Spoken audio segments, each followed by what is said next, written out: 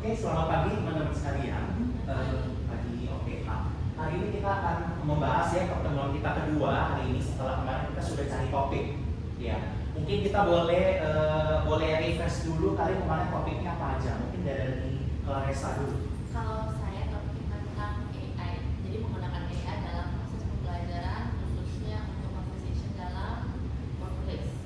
Oke, conversation dalam workplace menggunakan AI. Oke, kemarin juga Ana dan Fatima, silakan. Kami ini meneliti perbedaan pola asuh orang tua dan juga perkembangan budaya dalam etnis keluarga Chinese Indonesia dan juga Lebanese. Oke, jadi perbedaan antara latar belakang budaya family dari Chinese dan juga Javanese ya, jadi Jawa ya, apa yang berbeda gitu ya. Oke, kalau Sherina? Kalau saya itu bagaimana menggunakan si digital humanity ini, bagaimana menggunakan mereka dari Vivo untuk menganalisis hal-hal yang berkaitan dengan linguistik yang berasal dari China. Oke, jadi mengambil korpus atau data-data linguistik dari China, kita akan olah menggunakan pendekatan digital linguistics. Kita stay dulu di topik itu, karena dari topik itu saya yakin kalian udah baca banyak banget ya, udah baca banyak banget. Jadi mungkin hari ini kita akan langsung to the point, kita akan tulis introduction dari bab 1. Biasa kita bilangnya adalah latar belakang. Nah, sebelum kita mulai, coba deh.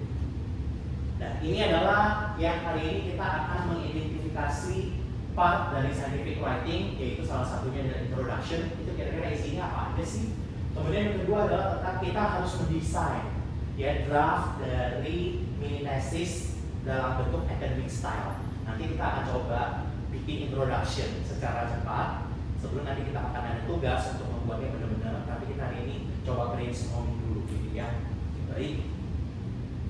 Ya, apa sih tantangannya? Tantangan utama kalian dalam menulis latar belakang penelitian. Ini kita akan pakai Mentimeter. Coba teman-teman buka Mentimeternya.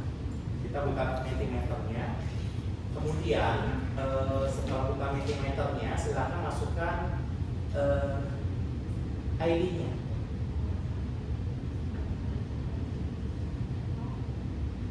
Oke, Mentimeternya saya buka dulu sebentar.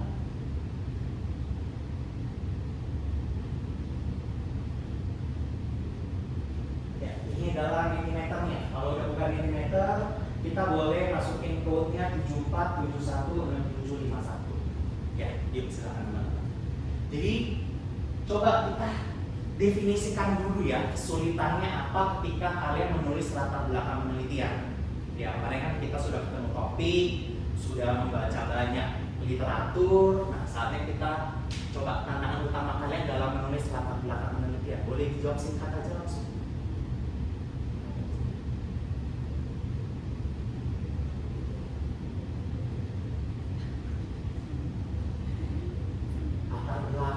Biasanya latar belakang itu ditaruh paling pertama.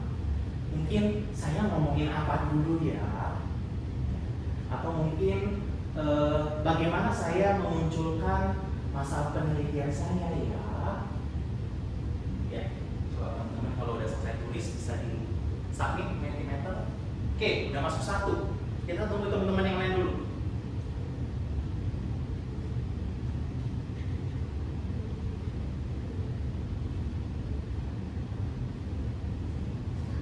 Sambil menunggu yang lain ya, kita lihat dulu. Mencari sesuatu yang belum pernah diteliti semua, apalagi yang bisa dicari.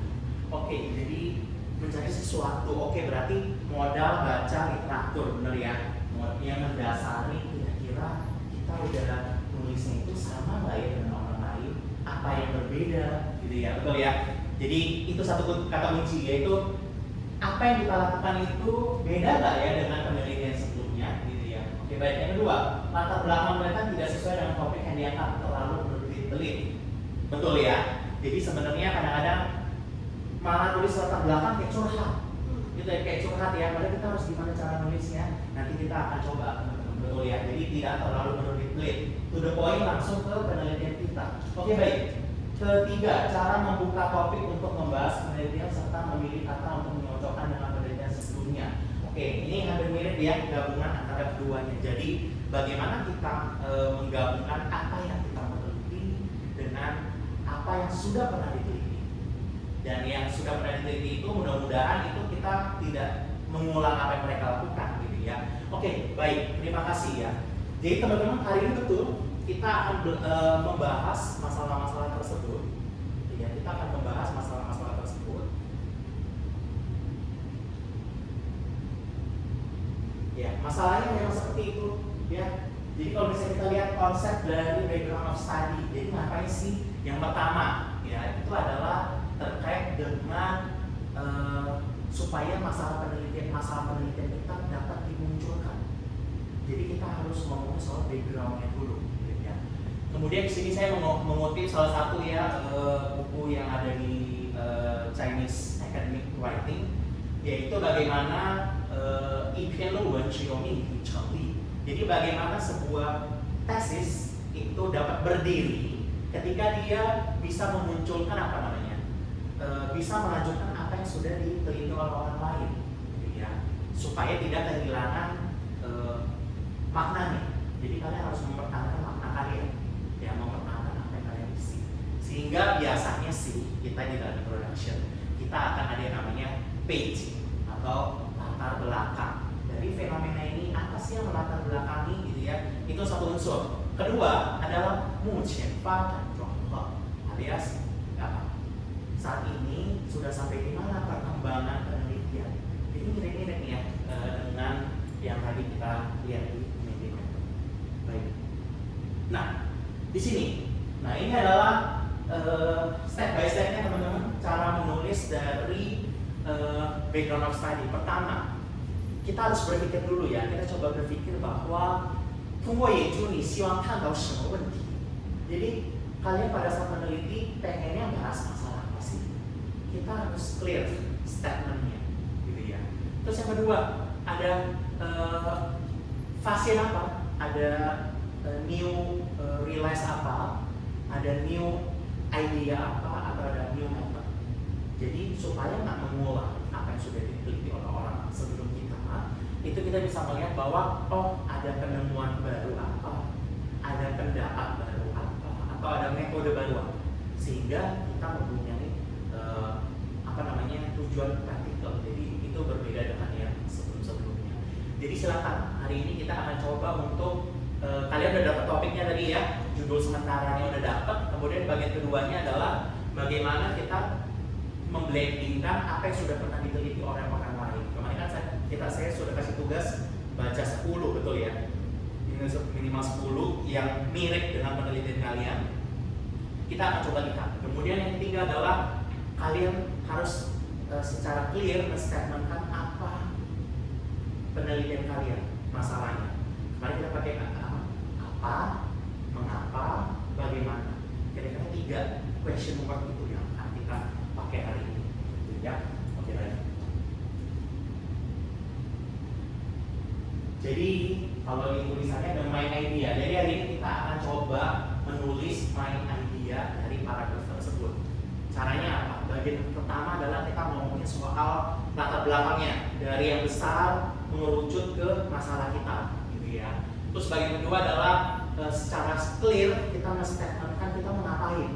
Itu biasanya ada di paragraf terakhir, ya.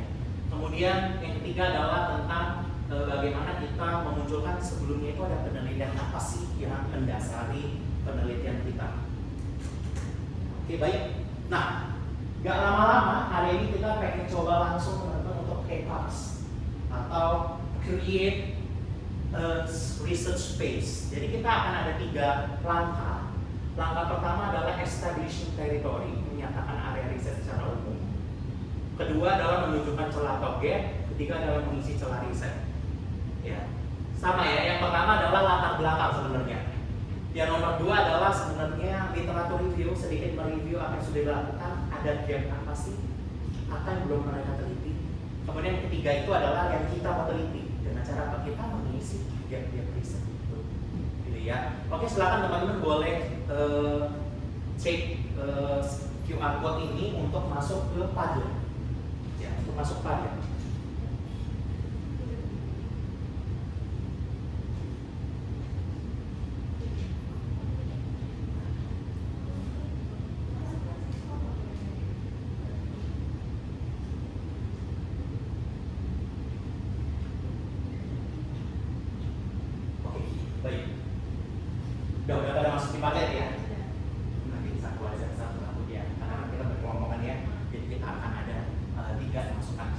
Oke, silakan kita move pertama dulu. Yang pertama yaitu tentang establishing a territory. Apa topik utamamu? Mengapa penting secara umum? Silakan teman-teman, secara garis besar aja kasih tahu ada fenomena apa sih? Kok worth it ya kita melakukan itu? Ya, silakan teman-teman untuk coba.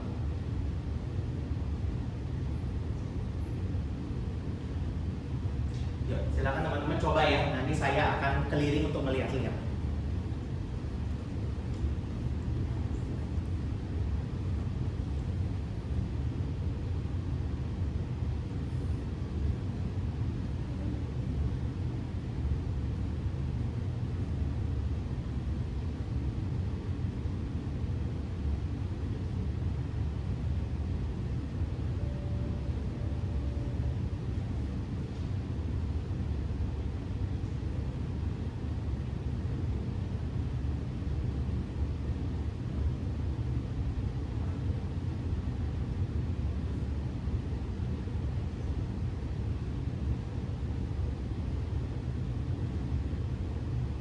Boleh diketikkan aja, teman-teman.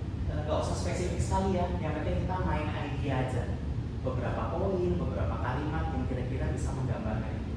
Nanti kita akan coba diskusi bagaimana kita memunculkan latar belakang penelitian, latar belakang fenomenanya di paragraf-paragraf awal di introduction. Biasanya kita tempatkan di paragraf 1, 2 biasanya, 2 paragraf. Oke, di sini sudah ada ya, 1 yang masuk ya. Oke, baik.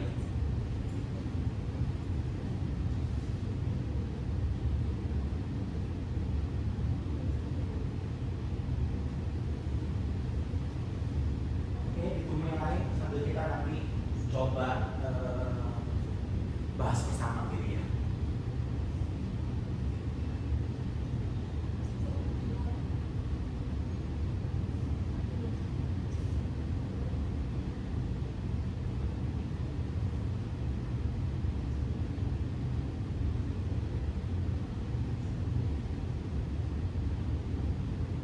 Kita lihat ya, sambil yang lain lagi ngetik ya kayaknya ya.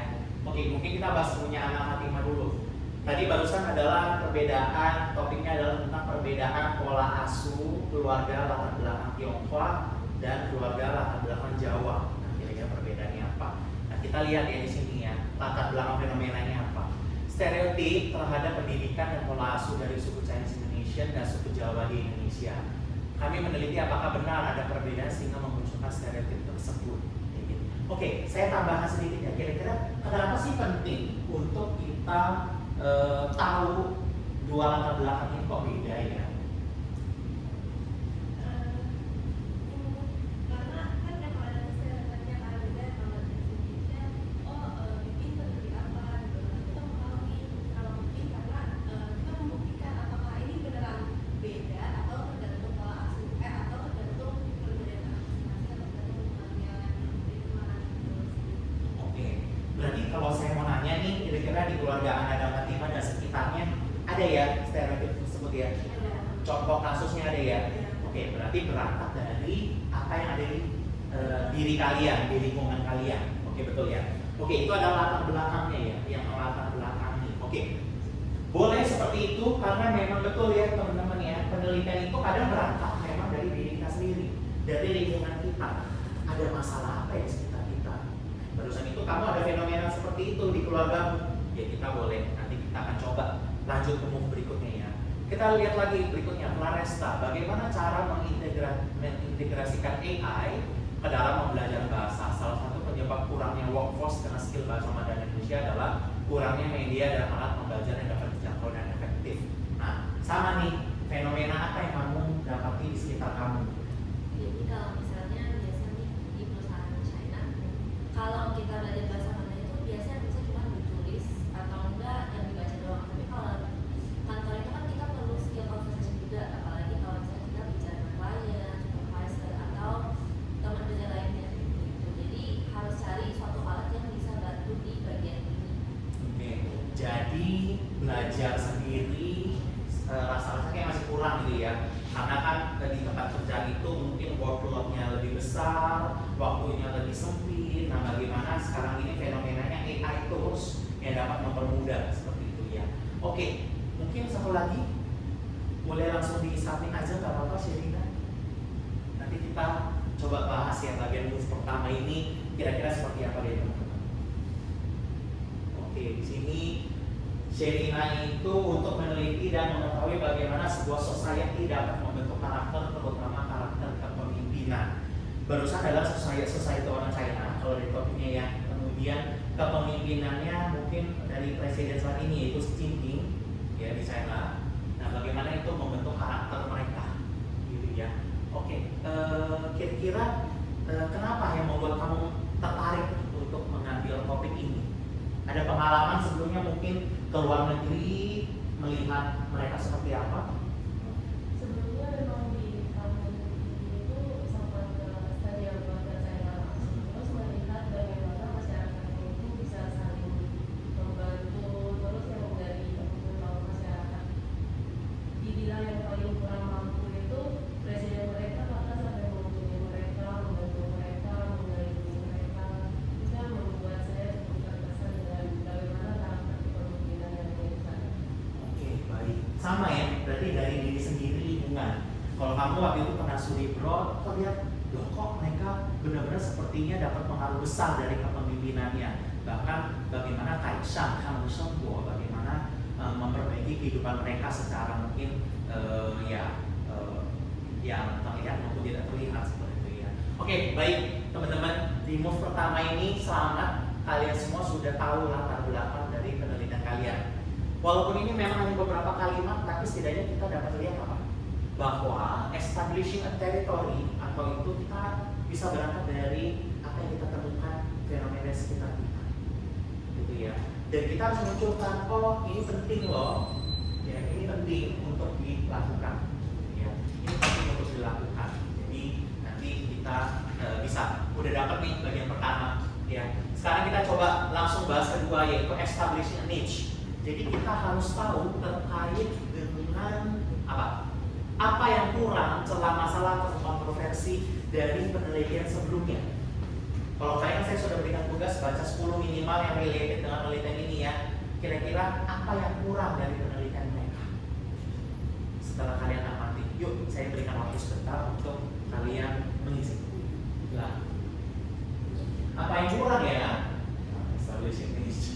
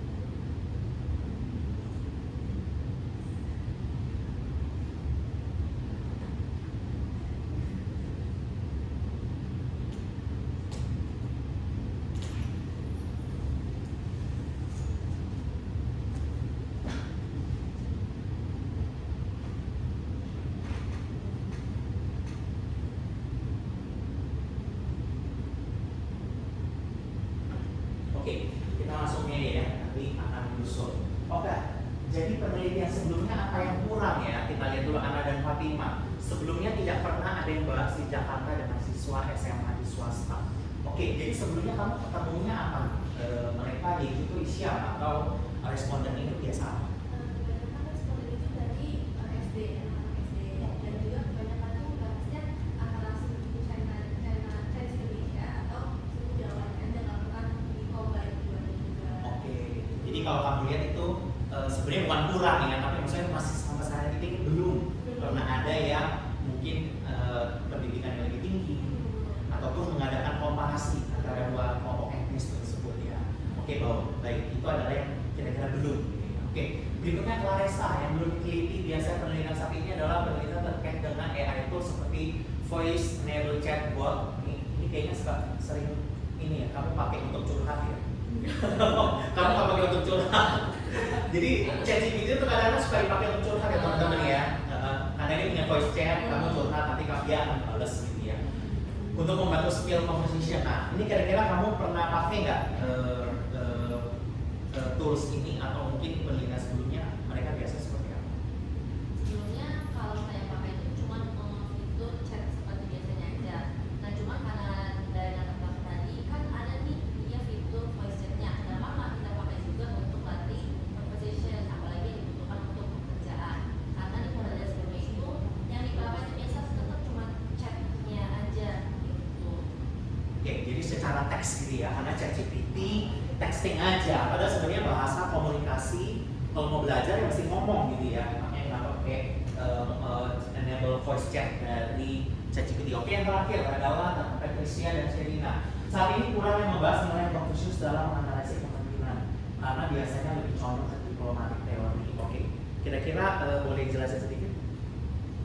Kalau misalnya biasa kan kalau di Jepang itu kebanyakan mereka menggunakan diplomatic teori berdasarkan speech, tapi kayak tidak diteliti secara mendalam kayak metafornya atau gaya bahasanya kan tren-tren bahasa yang digunakan oleh kepemimpinan itu. Jadi kalau misalnya untuk nilai Confucius itu kan kebanyakan mereka banyak menggunakan idiom-idiom. Jadi dari situ kita tahu secara eksplisit atau implisit maksud dari kepemimpinan.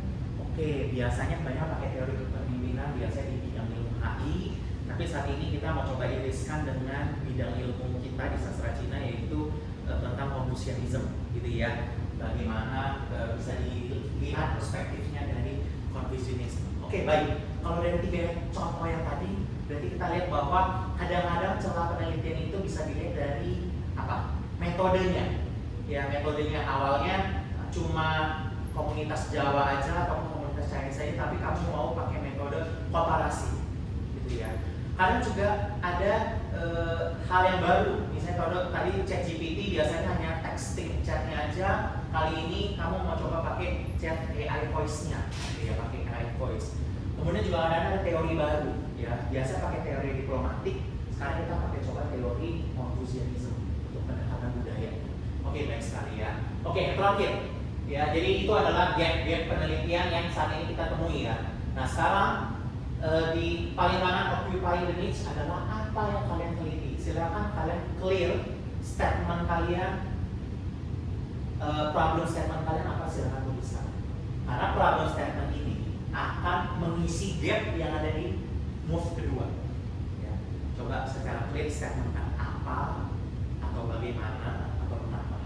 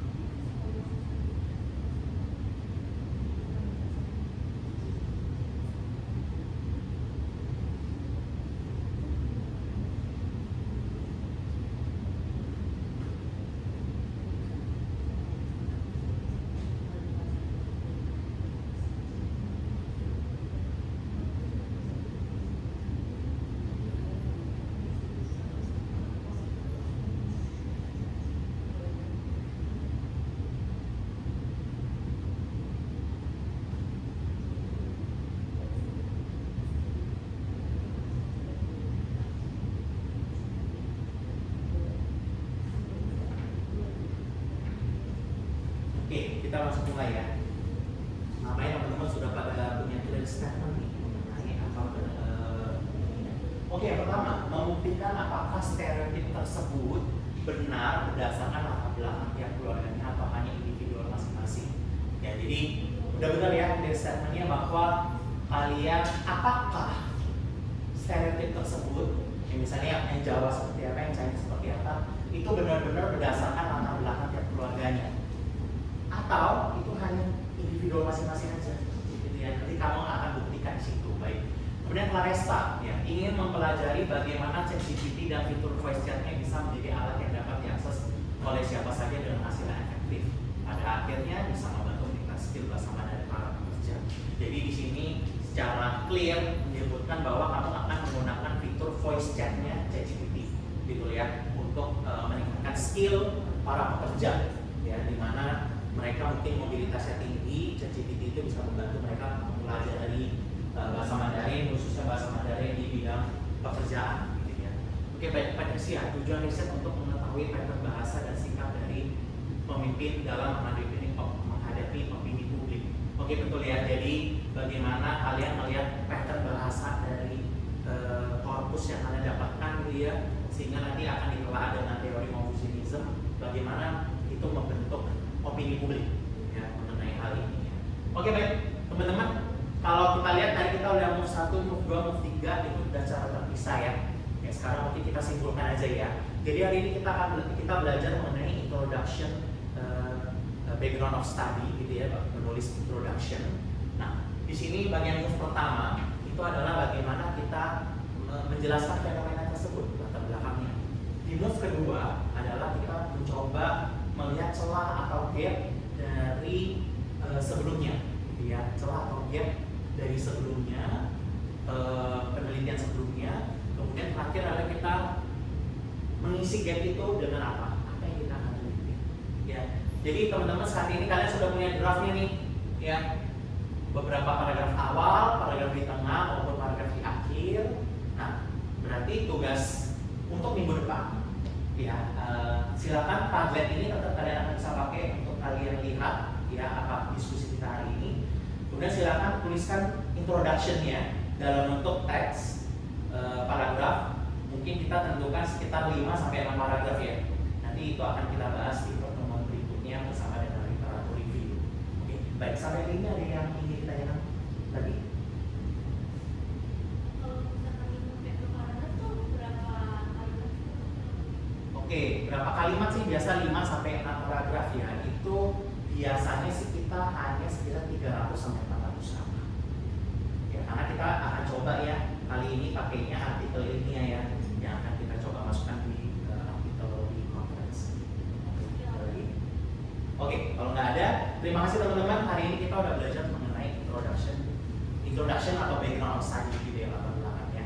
Oke, nah kalau gitu kita akhiri kelas ini. Selamat